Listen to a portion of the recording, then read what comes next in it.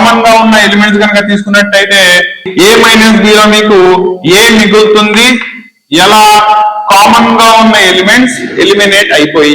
Logic అర్థమైందా? కాబట్టి this is A minus B. అలాగే బి మైనస్ ఏ చూసుకోండి, దట్ ఈస్ సెకండ్ సెట్ 4 5 6 7 8. దీన్ని రాయాలి మైనస్ 1 2 3 4 5. సెకండ్ సెట్ తో మళ్ళీ ఇక్కడ మనకు సంబంధం కూడా లేదు.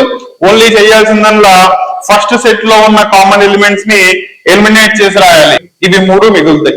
సబ్ట్రాక్షన్ క్లారిటీ వచ్చినట్టేనా? A minus b union of b minus A.